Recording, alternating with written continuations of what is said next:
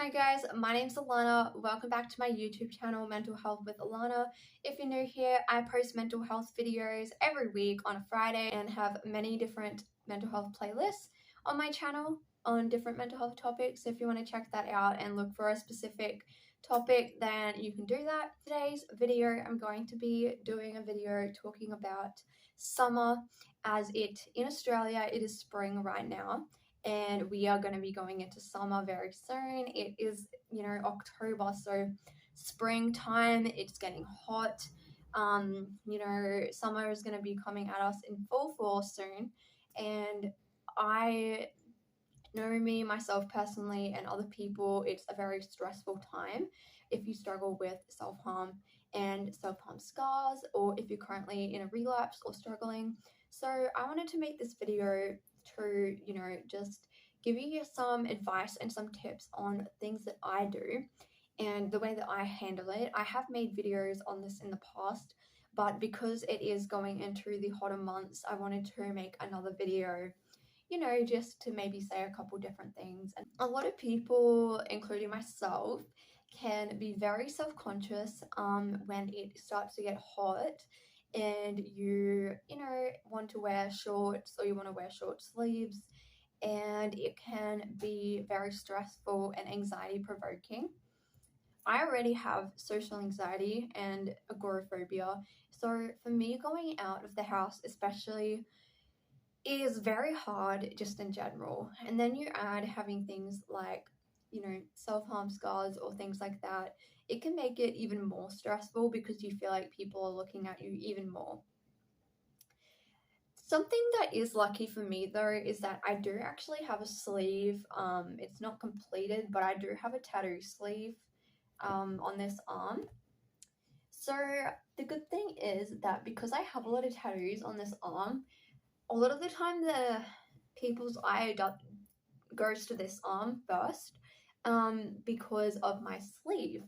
So my first recommendation for summer and trying to cover, I'm going to talk about a few different things, but first off, when you want to maybe cover or draw attention away from some self-harm scars, there are a couple of things you can do. Made plenty of TikTok videos on this, Instagram videos, like even a YouTube video, but I want to talk about some other things that you could do. So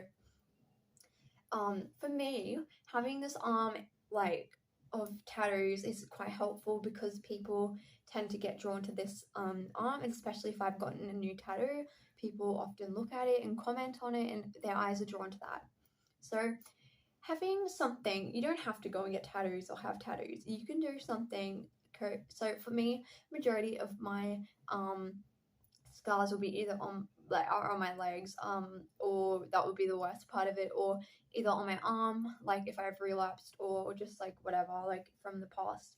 So for me, it's always usually this arm here. So what I do is I tend to try to draw the attention away from this arm. So what I would do, obviously this might not work for your legs, but with your arms, you can wear a bunch of really interesting like bulky bracelets on this arm. You can wear, like I wear really quite chunky rings and I wear jewelry a lot. So I wear a lot of necklaces or big, I don't have a necklace on today, but I wear a lot of big like rock kind of like crystal necklaces, and I always have bold statement earrings in. I often, for work especially, like I have a lot of makeup on. I don't normally wear that much, but for me, my hair is really bright colored. I often wear outfits that are very like quite out there. So, or wearing really chunky Doc Marten boots with cool socks or something like that. The point is that find something where you can draw the attention away from the problem area really, because then at least, that area still may be on show, but people probably, their eyes are going to be automatically drawn to the other things first because they're more, in their face. You can get really light cardigans. I have this cardigan that is so thin. It's just a tiny little black one, and it's very short, very it's just like a black, like little thin cardigan, and it goes with anything, and it's very basic. And I bought this and I just wear it in summer if I need to have something covered up. My second option is something that I bought recently, which I will show you, a tubey grip thing. You can get this from a chemist. So they just look like this. So you can get it, and then you actually get it in different sizings depending on your arm size, and you can cut it. I love this. This is a really good idea. You can cut it to the length that you want for your arm or whatever. And when I was at the chemist, I saw that you can buy ones for your legs. You can actually buy them to go for your thigh, for your leg, like any area. So this isn't just for your arm, but yeah, you can do this. So what I do is I cut it to the place of where I want it, and then I wear it, and once it get worn out, just throw it away. It was a little bit expensive. It was like $8 just for this, but it is something that is very useful. So I always normally my old one was disgusting. I had to throw it away. So I just got this was from a chemist. It's easier to make some excuses up if you don't want to tell like a random not that a random stranger should be commenting, but we all know people do like to stare and comment. I suppose it really depends. I always say this, it depends on your situation, who you're around, what you're doing, things like that. I like this. The only thing is, so it's plus obviously an advantage, because with the bandage, sometimes people kind of like, oh, like, what did you do? Like, what happened or whatever. I have worn this, and normally nobody will comment, but I had one time that was very awkward when I went to church one time, and this lady, I didn't really know at all. She, I had this on just under a dress, and it's skin colored basically, like it blends in. Sorry, I thought someone was calling me. The only thing was that she was kind of like, oh, what'd you do? And I had to like make up an excuse, right? So maybe just have a couple excuses in the back of your mind, like, oh, I sprained my arm, or oh, I'm really clumsy. You can say whatever you like. I'm not going to tell you what to say, but the next option, if I'm around like you know, like family or just other things, like I don't know, I wear 100% cotton long sleeve shirts that are baggy and loose, that can be like unbuttoned. You can wear like a tank top under it. You can wear like a little mini bandeau top. You know, you can still wear cute, like, because I feel like you have to like cover up, and that you have to wear like cardigans and like winter clothes when you're hot and you're sweaty and you're miserable, and you just want to wear all the cute, you know, little tank tops or like midriff tops or whatever you want to wear. So what I've done is I just bought 2 of these 100%. I actually have another one. I have a few, but I have some really bright colored, and then I have a white one. And I bought these, and they're just 100% cotton, so they're really light. They're bright colored, so they're really summery, and they are long sleeved. They have buttons, so they stay in place, which is really nice. You can roll it up.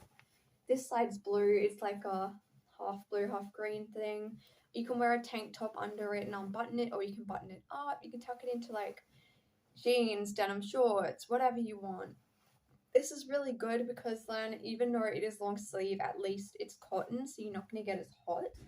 And it actually looks quite dressy. You can dress it up. So that's the other option. In terms of, you know, just dealing with your own self-stigma or other people's stigma, I always say, you know, like, do what makes you feel comfortable. So don't feel pressured to cover up or to not cover up. Like, it's totally your choice. And I think sometimes it's good just to like go out maybe and take something with you. So I always, for instance, an example of this is that I always have a jacket in my car. So I always have a thin denim jacket. It's very light, and I keep it in my car in case for some reason I'm somewhere, I don't know, like I always have something with me normally. I always take cardigans and just carry it or put it in my bag, like a thin one, just in case I bump into somebody, or if I am doing something, I don't know, like, and then I get really subconscious, like, I don't know. I always just bring it as a backup, because that just reduces my anxiety, and I don't even have to worry then, because it's like literally if I am out and I bump into someone who I don't feel comfortable with, I can literally just quickly throw that cardigan on or put it over my arm, do whatever. The other thing is what I always say and what everyone says is to use makeup. Personally, I hate this one. This doesn't this takes too long for me. I don't like it. But some people do, so I'm giving you this option. But this option takes a long time. It's very time consuming. It comes off on, I wear black nearly all the time. It comes off everywhere on my clothes. And it's obvious if you hug people, if you touch people, again, it's going to come off on their clothes. And it's very hard to keep it on when it's summer and you're sweating and you're hot. You know, if you live in Australia and you go to school, I can't really help you there, because unfortunately, this is the problem that I used to run into, was that in Australia you have to wear uniforms to school. And if you live in like Queensland, for example, particularly North Queensland, it is hot all the time mainly. So it, it's kind of a problem because you have to wear a jumper basically, and there's school rules of uniforms. You can only wear school jumpers. You can't wear like long sleeves underneath clothes at school. They wouldn't let you do that. You can't wear tights. You couldn't. Well, maybe you could wear tights if they were skin colored, but I don't know if someone would tell you to take them off. You can't wear bracelets. You can't wear jewelry. You know, you could maybe wear a watch, but watch isn't going to do much. So, school is a big issue. If you live in Australia, you kind of you're a bit stuffed with that one. It was horrible because I would almost pass out. It was so hot. But again, I would actually recommend, I didn't know this back then, this is years ago, but I'd recommend this if you're going to school and you could just come up with, I sprained my arm, or something like that, or, you know, I used to do horse riding. I'd use horse riding as the excuse. For the most part, people would leave it alone. So, some people didn't even care. They went to school, didn't give a rip. It depends. That's what I'm saying. This all comes down to how you feel comfortable. For me, in my life where I am now, I don't care, to be honest. Unless it is unless it's work. I've always been very interviews with and work and things like that. Anything to do with work, especially because I want to work in mental health. I'm studying mental health. I'm very particular about that because it can impact my ability to get jobs and things. And and with work, I'm really picky about that. So I always wear long sleeves or something. I never even risk it with work. It's totally up to you. I used to work in a retail job, and this other girl had very obvious scarring. And I really wanted to ask this girl, has any customer ever said something rude to you? But I never did. I was too shy to kind of ask. I never asked her, but I was very interested. But I went to a store the other day, and there was a girl who served me, and I noticed, and I was